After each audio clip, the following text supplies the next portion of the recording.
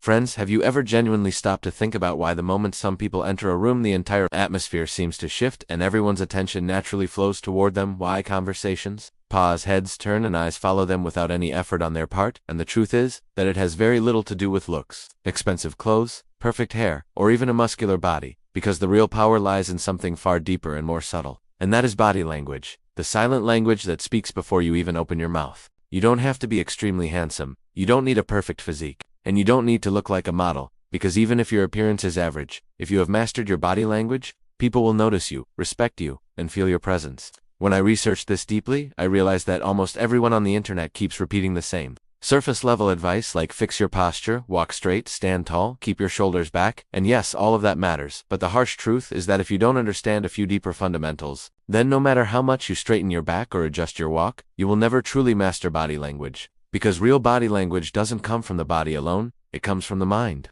The first and most important foundation is confidence, because no matter how well you walk or how clearly you speak, if confidence is missing from inside you, everything else becomes meaningless. Think about it honestly. If you yourself are unsure about your words, your movement, and your presence, why would anyone else feel drawn toward you or pay attention to what you are saying? Low confidence automatically shows through weak eye contact, a hesitant voice, restless movements, and an overall impression that you are not fully ready or comfortable in the situation. But when confidence is present, it creates depth in everything you do, in the way you walk, the way you stand, the way you sit, and even the way you remain silent, and that depth allows you to naturally command the room without forcing dominance. People don't listen to confident individuals because they are loud.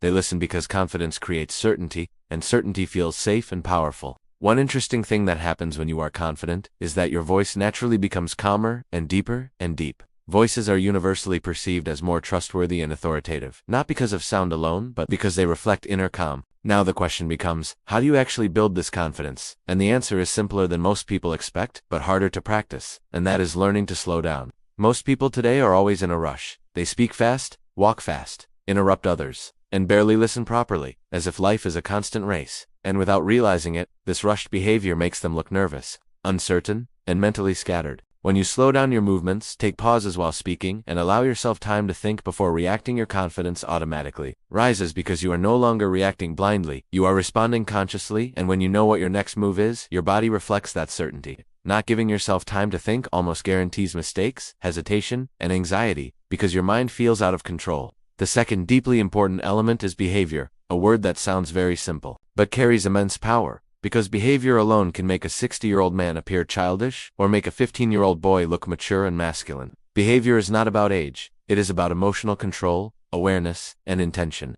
In terms of body language, behavior shows through how you occupy space and how you express yourself physically while speaking. Many people make the mistake of standing completely still like a statue when they talk, believing that movement equals nervousness. But in reality, zero movement makes you look stiff, unnatural, and boring, causing people to lose interest quickly. At the same time, random and excessive movement makes you look anxious and unstable. So the key lies in controlled, purposeful movement.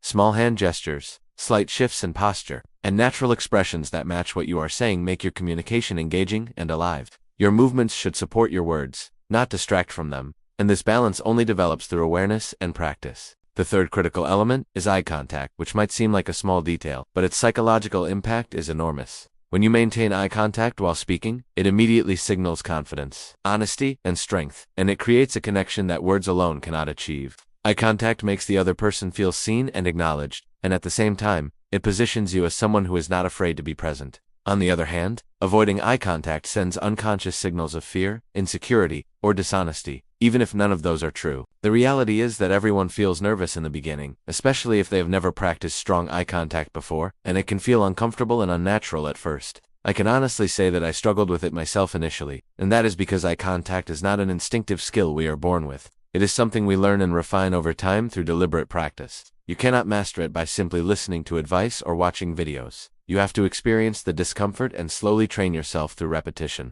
One powerful technique that helps in moments of nervousness is learning to own it instead of fighting it, because when you openly and calmly acknowledge that you are feeling a bit nervous in a socially intelligent way, it removes the pressure instantly. You may have seen examples where someone admits their nervousness in a light, confident manner, and instead of being judged, they receive appreciation and respect because authenticity builds trust, and owning your weakness in the right way actually transforms it into strength. This is the correct way to deal with insecurity, not by hiding it, but by mastering how you present it. There are many more techniques and theories I could share, but my goal is not to overwhelm you with endless information, because real improvement comes from applying a few powerful principles consistently rather than knowing hundreds of tips.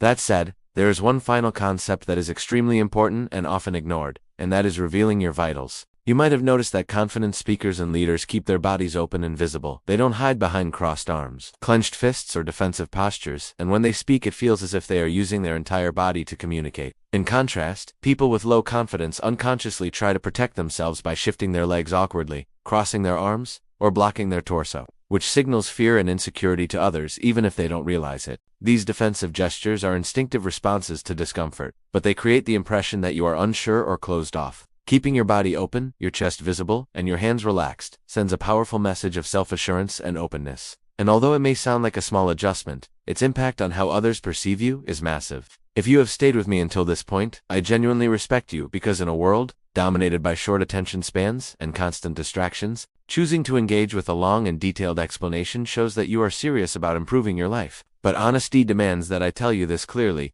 watching videos alone will not change anything, because knowledge without action is useless. Confidence, body language, and presence are not gifts you are born with. They are skills you build through conscious effort, repeated practice, and patience. Every confident person you admire once struggled with insecurity, hesitation, and self-doubt, but the difference is that they practiced instead of quitting. So if you truly want to change, take these ideas into your real life. Apply them daily, observe yourself, correct your mistakes, and keep improving step by step. Because transformation doesn't happen overnight. It happens when effort becomes consistent. And if you do that, your body language will slowly but surely start working in your favor, opening doors, creating opportunities, and making people notice you wherever you go.